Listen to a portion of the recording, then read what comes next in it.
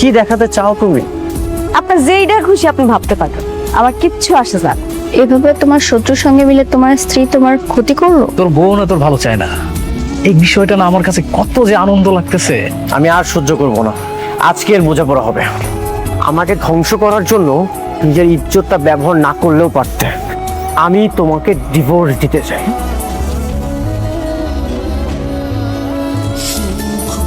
এটা তো খুব সুন্দর।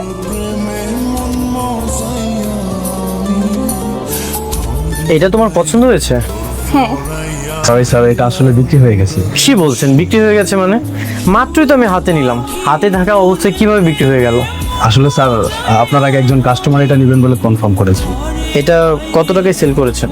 শাড়িটার দাম 2000 টাকা। আমি আপনাকে 10,000 টাকা দিচ্ছি। দেখেন, এটা আমার ওয়াইফ পছন্দ করেছে, যে কোনো মূল্যেই হোক এটা আমি নিতে চাই। আসলে স্যার, সবকিছু তো টাকা দিয়ে কেনা যায় না, তাছাড়া এটা অন্য কাস্টমার নেবেন বলে কনফার্ম করেছে। কে নিয়েছে? ওইটা আমি নিছি।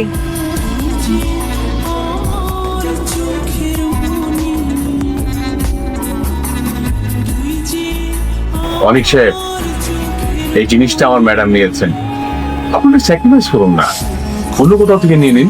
আপনিও চাইলে স্যাক্রিফাইস করতে পারেন। কি বললেন মিস্টার অনিক সাহেব? এত সহজ? আমার পছন্দ করা জিনিসটা আমি আপনারা দিয়ে দিব? জীবনেও না।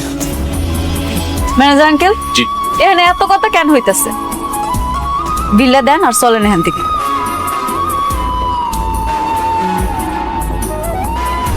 তো কেন যেমন গরিব ফকিনের ঘরে বিয়ে করলা, ঠিক বুঝতে পারতাছি না। এই একটা ভালো কাজ করছো, ওরা রাইখে তুমি যার একটা বিয়ে করছো, একদম ঠিক কাজটাই করছো।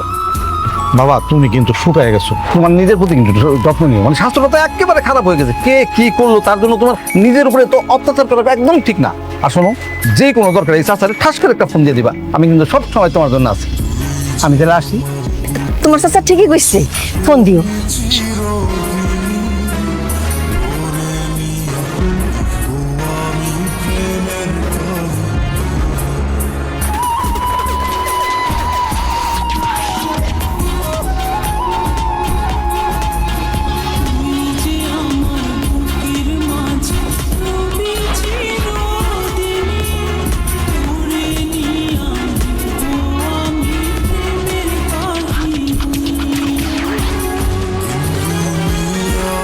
আপনার মেয়ে কোথায়?